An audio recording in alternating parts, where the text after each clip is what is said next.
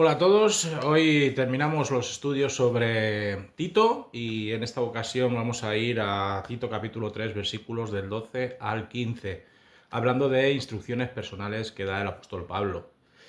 Existen pasajes de la escritura que suelen pasar desapercibidos, al menos por aquellos que intentan encontrar un significado espiritual profundo y enriquecedor a través de las enseñanzas del apóstol, del profeta o del salmista. Son esa clase de fragmentos bíblicos que a veces soslayamos porque son farragosos, como las series de genealogías, intrincados como las leyes minuciosas de santidad, o soporíferos, como el recuento de ejércitos, sacerdotes o clanes. Algunos de estos textos son tratados como si no tuviesen un peso específico en el devenir de la historia de la salvación, y los saltamos, dejando que sean los sesudos y perspicaces eruditos los que intenten sacar algo en claro de ellos. Ante una investigación o examen superficial de las escrituras, estos versículos no parecen aportar gran cosa al todo que es la Biblia. Sin embargo, si nos zambullimos en las profundidades de estos textos y si hacemos un esfuerzo por comprender qué se esconde tras instrucciones personales, árboles genealógicos, trazados ancestrales de linajes que discurren a lo largo de todas las épocas y edades, leyes particulares repletas de casuística antigua o listados de ingentes cantidades de soldadesca y sacerdocio, entonces hallaremos luz en cuanto al contexto y las motivaciones que llevaron al autor bíblico el poner negro sobre blanco estos registros en apariencia triviales. Tal vez no podamos ver la razón de por qué están ahí si acudimos al texto sin una investigación más honda del trasfondo en el que fue compuesto y si solamente atendemos a un precario acercamiento devocional a este. Cada palabra y cada mensaje que aparece en la palabra de Dios está ahí por una razón. A lo largo de mi vida como creyente he podido constatar cómo pasajes bíblicos que en un momento dado no me decían nada y que negligentemente arrinconaba con la idea de que no me aportaban gran cosa, han constituido textos irrenunciables a la hora de conocer mejor la voluntad de Dios y las intenciones del Espíritu Santo plasmados en estos. Así de hermosa es la palabra de Dios, ¿verdad? Hoy un texto nos habla directamente a nuestros corazones, pero con el tiempo y con una mente y un corazón más maduros llegamos a adquirir una visión mucho más certera y amplia del lugar que ocupa cada uno de los episodios bíblicos en el espectro general de la hermenéutica. En el texto que hoy nos ocupa y que constituye la conclusión de la carta pastoral del apóstol Pablo a Tito, podemos encontrarnos con el pensamiento de evitar extraer conclusiones y lecciones espirituales dada su construcción sencilla, práctica y personal. No obstante, comprenderemos que en estos breves versículos podemos deducir algunos de los movimientos misioneros que se estaban dando en tiempos turbulentos como eran los del primer siglo de la era cristiana. Estas instrucciones personales comienzan con una petición de Pablo a Tito, la cual involucra a dos colaboradores de los que sabemos más bien poco, Artemas y Tíquico. He aquí el ruego del apóstol de los gentiles. En el versículo 12 nos dice: cuando te envíe a Artemas o a Tíquico, apresúrate a venir a mí a Nicópolis, porque allí he determinado pasar el invierno. Pablo, aparte de su gran altura teológica y espiritual, era alguien bien avezado en cuestiones estratégicas, sobre todo en aquello que atañía a la misión de Dios en el mundo conocido. Tito había estado una buena temporada trabajando entre los cretenses con el fin de que la incipiente iglesia allí se había establecido, pudiese limar sus asperezas, reincidiese en cuanto a las enseñanzas paulinas y expulsase de su seno a parásitos y demás canallesca oportunista. Ahora Pablo necesita de sus dones y necesita de su colaboración para otros menesteres y por lo tanto envía a dos de sus consiervos de confianza para sustituirle en las labores pastorales y pedagógicas. Si Pablo comisiona a Artemas y a Tíquico es porque confía plenamente en su buen hacer, en su dedicación y en su capacitación. Así que investidos con la autoridad del apóstol, advertidos de todo lo que sucede en Creta, tanto por parte de Pablo como por parte de Tito, tendrán el respaldo necesario para adaptarse a sus nuevas circunstancias y funciones. Pero ¿quiénes son estos dos varones esforzados que han de viajar a tierras cretenses? Artemas es el menos conocido de ambos. De hecho, es la primera y la única vez que aparece su nombre en el Nuevo Testamento. Solamente sabemos de él que era un ayudante de Pablo de gran valor y capacidad, y que su nombre significa dado por Artemisa, de lo cual es posible sugerir que era un creyente gentil. La tradición le atribuye el ser obispo de Listra.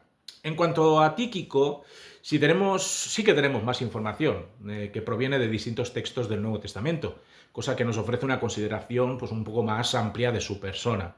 Junto con Trófimo representó a las iglesias de Asia cuando se entregaron los donativos de estas para la iglesia en Jerusalén. Es uno de los acompañantes de Pablo cuando salen de Grecia para volver a Asia Menor. Lo encontramos en Hechos capítulo 20, versículo 4, donde dice que lo acompañaron hasta Asia Sópater, hijo de Pirro, de Berea, Aristarco y Segundo, de Tesalónica, Gayo, de Derbe y Timoteo, y de Asia Tíquico y Trófimo.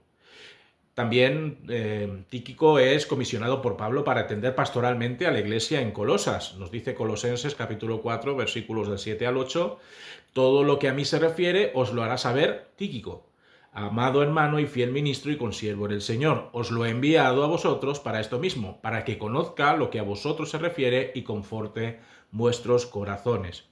Tíquico además también es enviado a Éfeso para dar cumplido informe de las actividades misioneras de Pablo.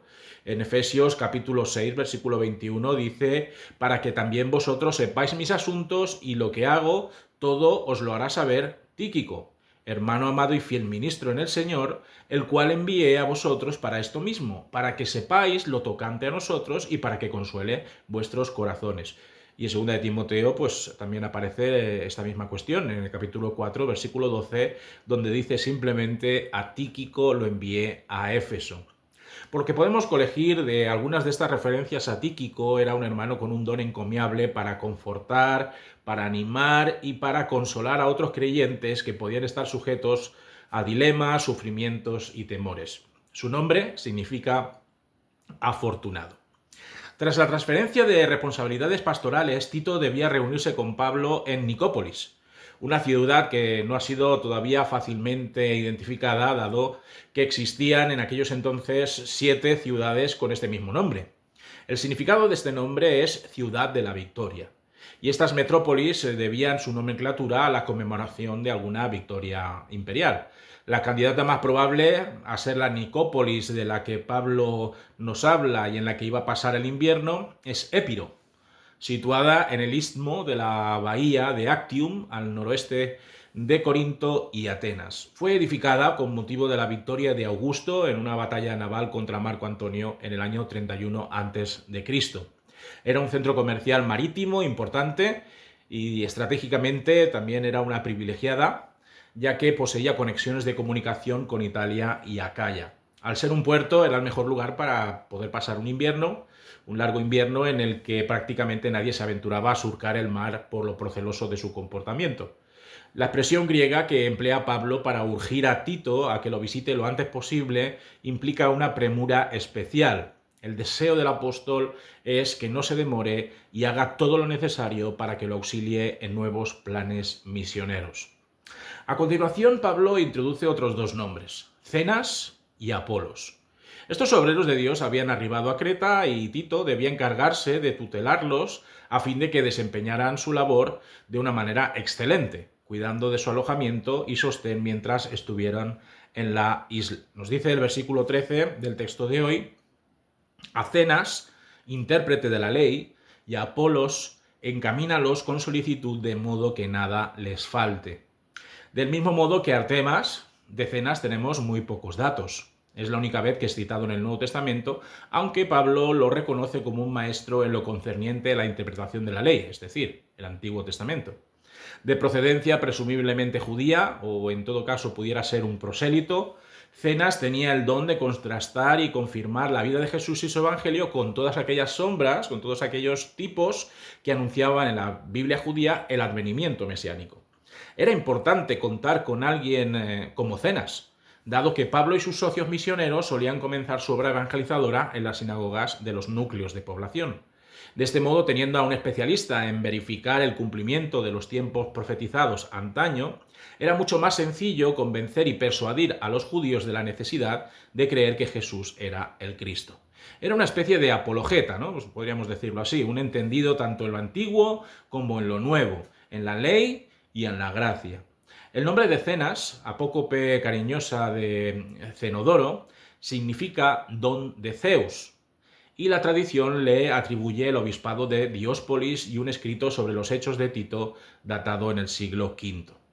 Por otro lado tenemos a Apolos, alguien que conocemos mejor, ¿no? A tenor de una más extensa consideración de su persona en Hechos capítulo 18, versículos del 24 al 28. Era alejandrino, bien versado en las escrituras, puesto bajo la guía de Aquila y Priscila, con el objetivo de ir afinando sus dotes de elocuencia y enseñanza. Ahí lo encontramos en ese texto que os acabo de comentar, en Hechos capítulo 18, 24 al 28, donde nos dice que llegó entonces a Éfeso un judío llamado Apolos, natural de Alejandría, hombre elocuente, poderoso en las escrituras. Este había sido instruido en el camino del Señor y, siendo de espíritu fervoroso, hablaba y enseñaba diligentemente lo concerniente al Señor, aunque solo conocía el bautismo de Juan. Comenzó pues a hablar con valentía en la sinagoga, pero cuando lo oyeron Priscila y Aquila, lo tomaron aparte y le pusieron con más exactitud el camino de Dios. Cuando él quiso pasar a Acaya, los hermanos lo animaron y escribieron a los discípulos que lo recibieran. Al llegar allá, fue de gran provecho a los que por la gracia habían creído, porque con gran vehemencia refutaba públicamente a los judíos, demostrando por las escrituras que Jesús era el Cristo. En Corinto realizó un gran trabajo de confirmación de los fundamentos dados por Pablo a la congregación. Nos dice en 1 Corintios 3:6, yo planté, Apolos regó, pero el crecimiento lo ha dado Dios. Y en un momento dado rechazó la petición de Pablo de volver a Corinto, por razones que se nos escapan, esperando circunstancias más propicias para ello. En 1 Corintios capítulo 16, versículo 12, dice que acerca del hermano Apolos, mucho le rogué que fuera vosotros con los hermanos, pero de ninguna manera tuvo voluntad de ir por ahora, pero irá cuando tenga oportunidad. Tito recibe una última instrucción de Pablo antes de cerrar la epístola con una despedida.